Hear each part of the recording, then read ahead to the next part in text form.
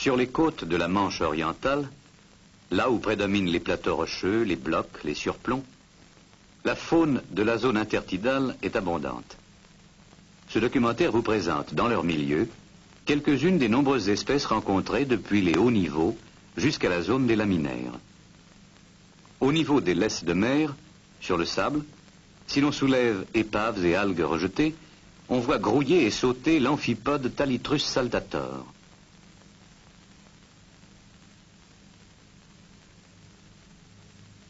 Le corps est comprimé latéralement. Remarquons les yeux sessiles. Ces thalitres creusent des trous dans le sable à l'aide de leurs deux premiers appendices thoraciques, ou gnatopodes, terminés en pince et dirigés vers l'avant comme les deux suivants. Les trois derniers, dirigés vers l'arrière, repoussent les grains de sable extraits en profondeur.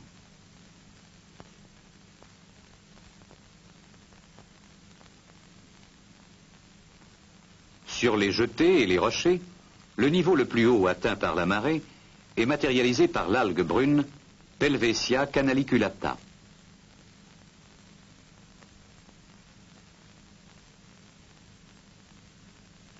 Cette zone est fréquentée par l'isopode Ligia oceanica.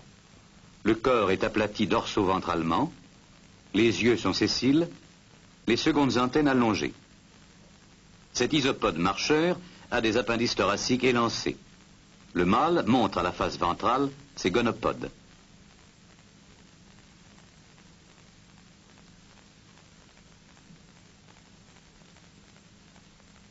La femelle présente une cavité incubatrice ventrale formée de lamelles au niveau de chaque patte thoracique.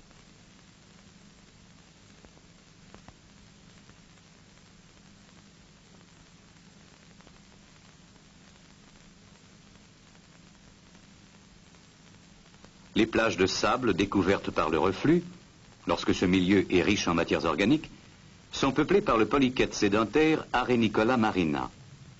L'arénicole creuse une galerie en U dont l'orifice côté céphalique est en entonnoir, tandis que l'autre se signale par le tortillon de ses déjections. Ce polychète se nourrit de matières organiques contenues dans le sable en mangeant son chemin, tout comme le lombric terrestre.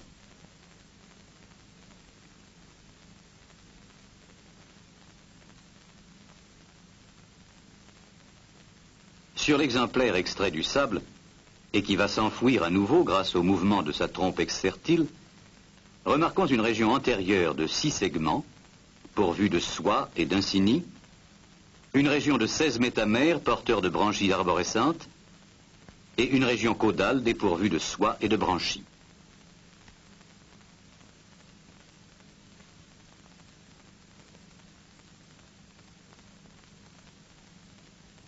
Un peu plus bas, en dessous de la zone atteinte par les hautes mers de Morteau, un autre niveau est matérialisé par l'algue brune Fucus serratus.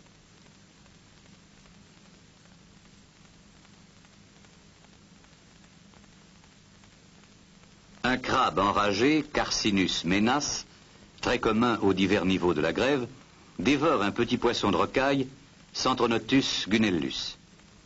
La partie ventrale antérieure de son céphalothorax montre ses anténules et le jeu des pièces buccales, plus particulièrement celui de la troisième paire de pattes mâchoires qui recouvre les autres.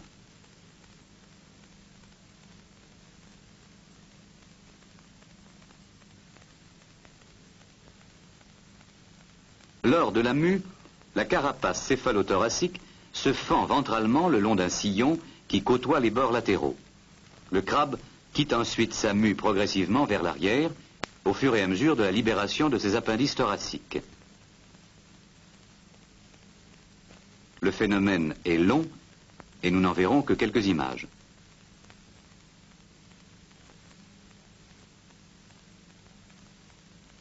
Il s'agit ici d'un exemplaire femelle caractérisé par la largeur de son abdomen.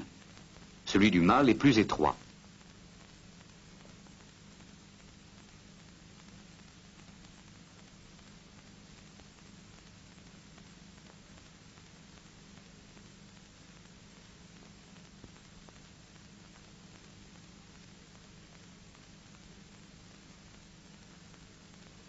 Les balanes, ici Balanus balanoides, sont des crustacés cirripèdes operculés qui revêtent les rochers. Elles s'y sont fixées sous forme de larves cypris. L'adulte est protégé par une carapace de pièces calcifiées. Les plaques operculaires ferment l'orifice. Elles s'écartent pour laisser passer les cires que nous voyons battre régulièrement.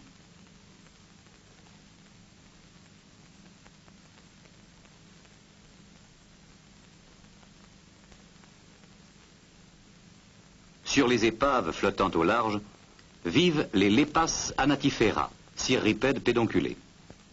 Le pédoncule provient de la région antérieure de la larve cypris, fixée par ses antennes. La carapace est ici représentée par 5 écailles chitineuses, peu calcifiées.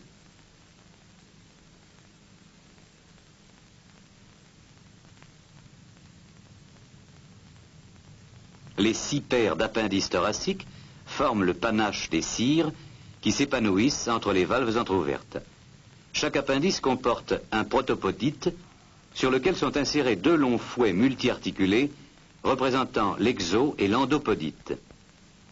Les mouvements alternatifs d'entrée et de sortie du panache des cires provoquent les mouvements d'eau nécessaires à la respiration et à l'apport des particules alimentaires.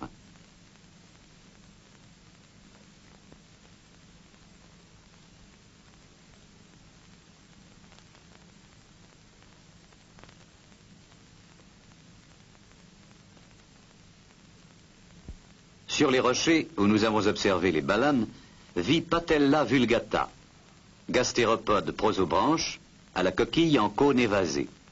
La patelle se fixe sur le rocher par son pied fonctionnant comme une ventouse, mais elle peut se déplacer.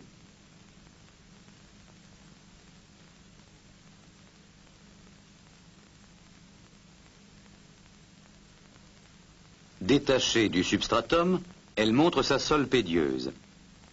Entre le manteau bordant la coquille et le pied, court une dépression profonde au fond de laquelle se trouve la branchie fonctionnelle.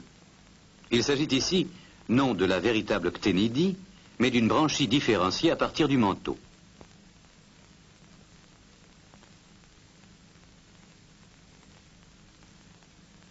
Les littorines, autres gastéropodes prosobranches, sont particulièrement fréquentes dans le même biotope. Plus bas encore, nous rencontrons diverses anémones. Ici, Actinia equina, fixée aux roches dans les petites mares.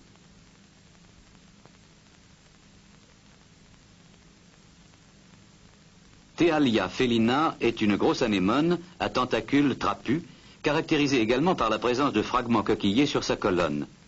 Rétractée, elle passe facilement inaperçue. En revanche, épanouie, les couleurs vives de ses tentacules signalent sa présence.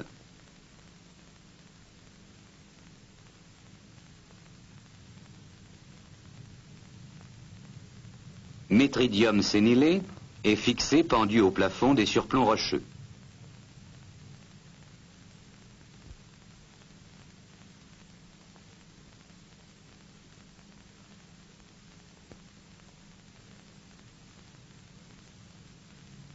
Vers des niveaux plus bas encore, les roches tendres sont perforées par les phollades. Ce lamellibranche occupe une cavité profonde et son siphon s'allonge vers l'orifice. La cavité communique avec l'extérieur par un conduit de diamètre plus étroit. 2 espèces de ces eullamellibranches coexistent ici dans la même roche.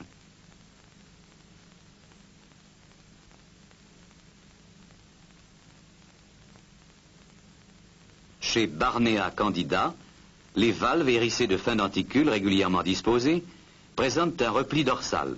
En outre, en arrière, entre les 2 valves, on observe une plaque accessoire.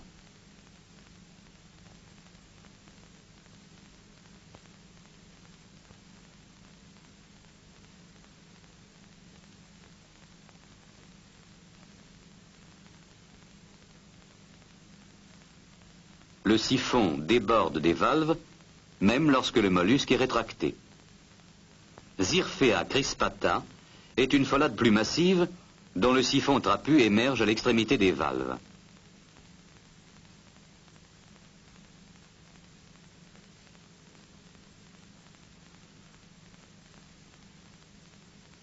Ces valves, garnies de denticules sur leur moitié antérieure, montrent les stries d'accroissement sur l'autre moitié. Sous les pierres vit une faune abondante de petits crustacés et de poissons de rocaille. L'un des plus fréquents est le Centronotus gunellus ou gonelle. En abordant le niveau des Fucus vesiculosus, nous noterons la faune épigée qui peut les recouvrir, les Sertularia, hydraires calyptoblastiques, les Membranipora membranacea, bryozoaires dont les loges rectangulaires calcifiées forment un délicat réseau sur l'algue.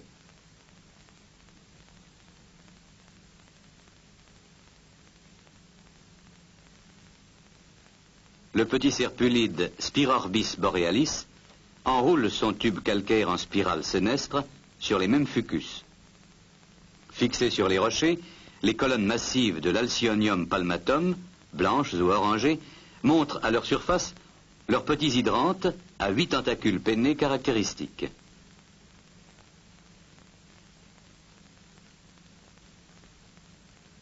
Si nous examinons les plafonds des surplombs rocheux et les parois, nous remarquons dans la même zone la profusion d'éponges calcaires, Grantia compressa. Le corps est comprimé, plat, plus ou moins découpé sur les bords. Un oscule est visible à la pointe de chaque lobe.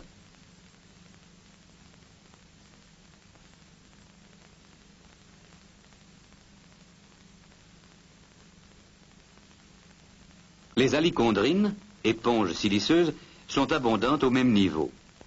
Jaunâtre ou verdâtre, Alichondria memoranacea est encroûtante et mince, tandis que l'Alichondria panicea, plus massive, présente des tubes au sommet desquels s'ouvrent les oscules.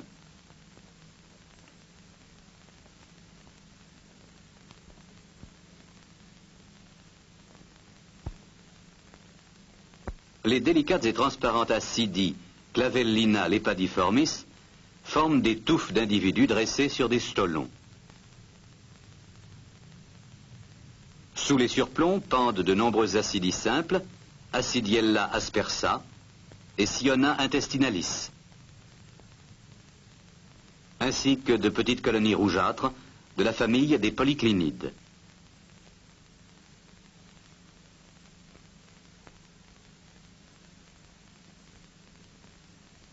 Les jeunes Sionna intestinalis ont leur tunique transparente, ce qui permet l'observation de l'endostyle ventral, et à l'opposé du rafet dorsal du côté du siphon cloacal. On assiste à la contraction de l'acidie, à la fermeture des siphons,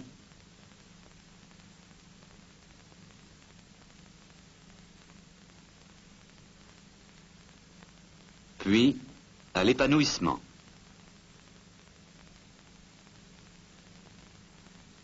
Toujours à ce bas niveau de la zone intertidale, dans les anfractuosités rocheuses, vit le petit oursin régulier Psamechinus miliaris. Les pieds ambulacraires, à ventouses terminales particulièrement extensibles, sont toujours en mouvement.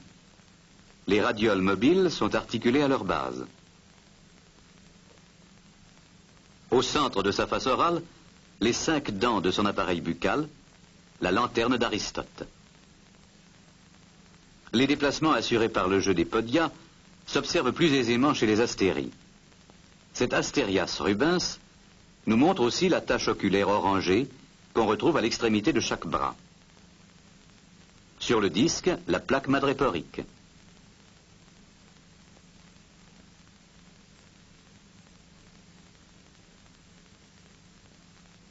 Les astéries régénèrent fréquemment les bras amputés pourvu que le disque ait été respecté.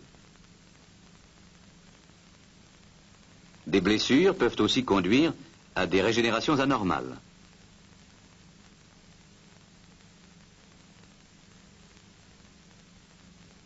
Les mœurs carnassières de l'astérie nous sont démontrées par cet exemplaire au disque bombé qui couvre une moule. Les pieds ambulacraires se fixent sur les valves du lamellibranche. L'estomac de l'astérie se dévagine et pénètre dans la coquille pour englober les parties vivantes de la moule. Sur cette étoile surprise en plein repas, l'estomac reprend rapidement sa position interne.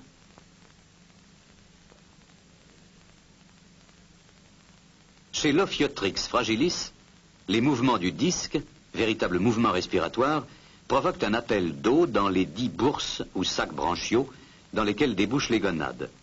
Les articulations des bras permettent d'élégants mouvements serpentiformes.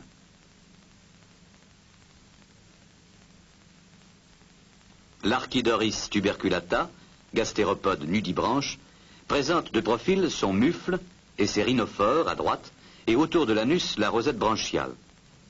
De nombreux nudibranches de petite taille se signalent par leur délicatesse et leur jolie coloration. C'est le cas de Dotto fragilis, qui circule ici sur une antennularia. Remarquons la forme de ses rhinophores, son mufle, et une certaine élégance de mouvement.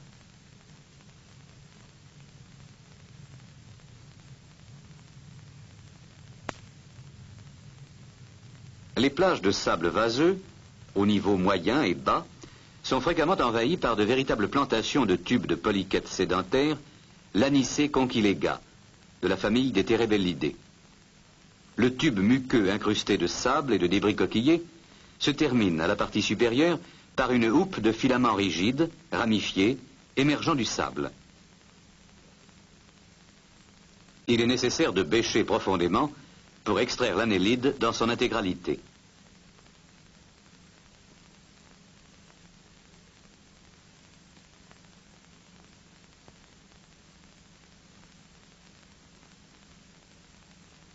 En l'obligeant à quitter son tube, le thorax renflé et l'abdomen long et fragile de l'annélide apparaissent.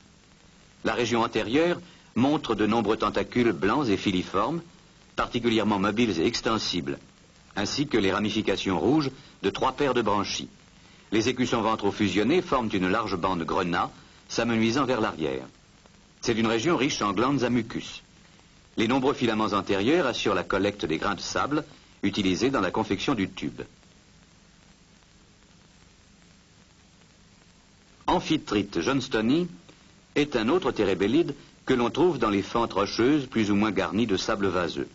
De couleur saumon, l'amphitrite montre également un grand nombre de filaments et 3 paires de branchies très ramifiées.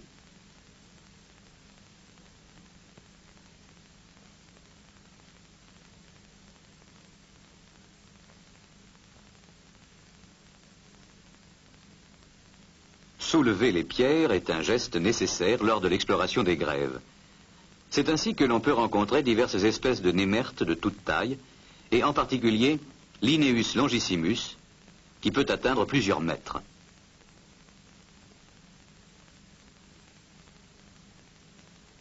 En abordant les niveaux les plus bas, découverts aux marais de vives eaux, nous entrons dans la zone des laminaires.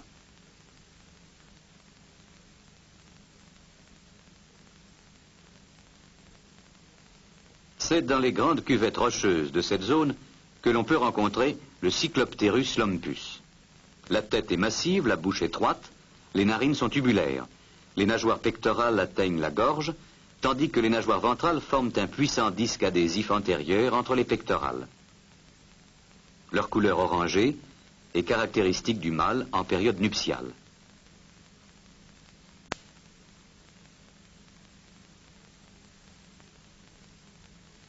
C'est lui qui garde et protège la ponte d'environ 100 000 œufs, dont le diamètre est voisin de 2,5 mm. Déposés dans la rocaille au printemps, les œufs ont ici leur développement fort avancé. À travers la paroi transparente, les yeux sont bien visibles et l'alevin est déjà mobile.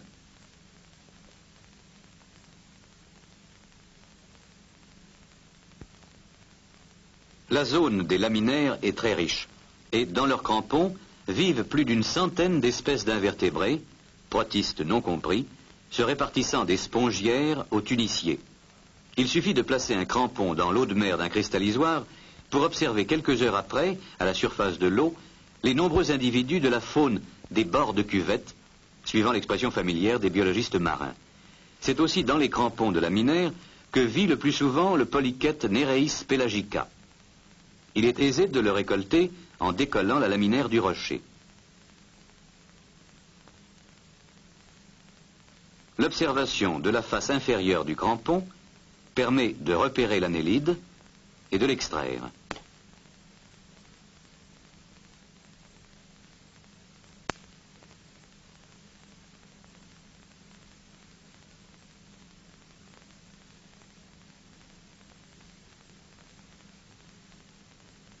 Une autre espèce, Nereis irrorata, se trouve au même niveau. Son tube muqueux, garni de grains de sable, adhère aux pierres et sous les dalles rocheuses.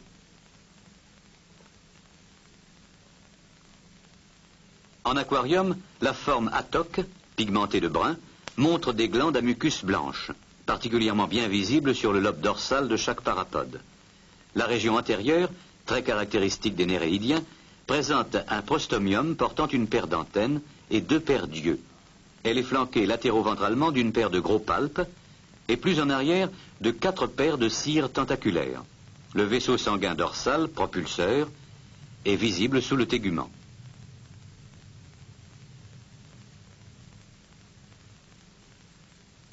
À maturité, la néréis prend la forme épitoque ou hétéronéréis. Les modifications morphologiques sont importantes. Les métamères de la région postérieure se tassent, acquièrent de grandes lamelles parapodiales, garnies de soies natatoires. On note également un dimorphisme sexuel que révèle l'étude des parapodes. La femelle, plus volumineuse que le mâle, doit sa teinte un peu violacée à ses ovocytes célomiques.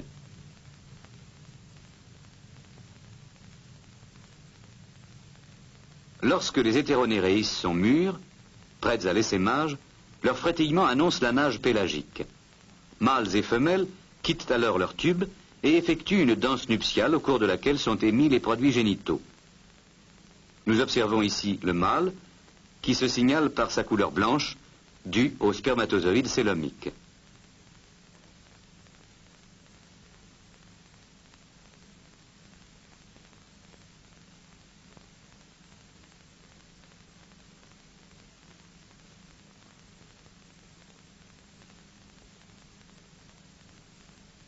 C'est encore dans la zone des laminaires que l'on peut récolter le buccin, Buccinum ondatum, gastéropode, monotocarde, siphonostome.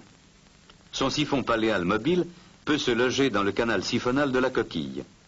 Le mufle est flanqué d'une paire de tentacules à la base desquels est placée latéralement la tache oculaire. Vers l'extrémité postérieure du pied, on remarque l'opercule qui ferme la coquille lors de la rétraction du gastéropode.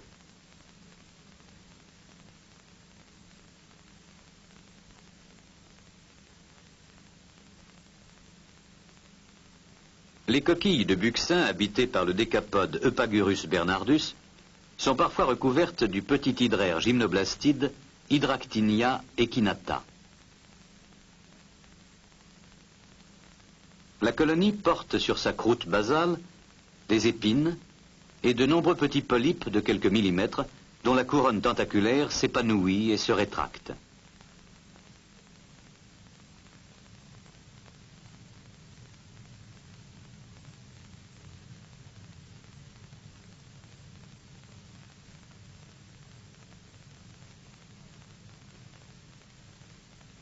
Le pagure, ou Bernard l'ermite, nous montre, comme d'ailleurs de nombreux décapodes, des antennules extrêmement mobiles.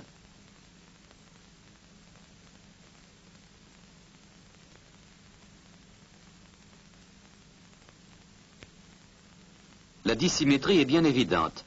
L'une des pinces ravisseuses est bien plus développée que l'autre, et elle forme opercule lorsque le crustacé se retire dans sa coquille.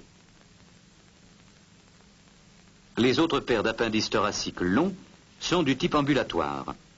Les appendices buccaux, dont on observe bien le jeu au cours des repas, sont comparables à ceux du crabe observé précédemment. La troisième paire de pattes mâchoires, la plus ventrale, masque les 2 autres paires, ainsi que les maxilles, les maxillules et les mandibules.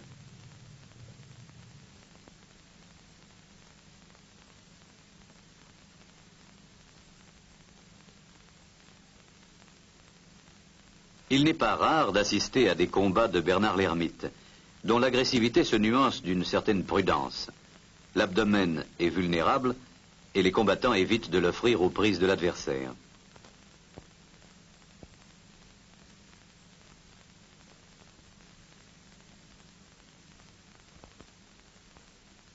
Et si par hasard, l'un des antagonistes est contraint de quitter sa cuirasse spiralée, soit au cours du combat, soit au cours de sa croissance, nous pouvons alors observer l'abdomen mou, les uropodes et un telson dur qu'il utilise pour l'accrochage à la coquille.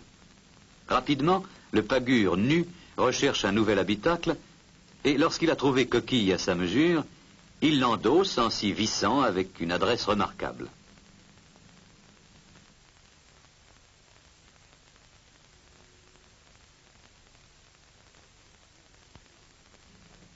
Cet aperçu, limité à quelques espèces de la zone intertidale, nous fournit une idée sommaire de sa richesse et des divers biotopes dans lesquels s'épanouit une vie intense. Il nous fait prendre conscience des équilibres biologiques réalisés dans un milieu apparemment pacifique, où sévit néanmoins partout la lutte pour la vie.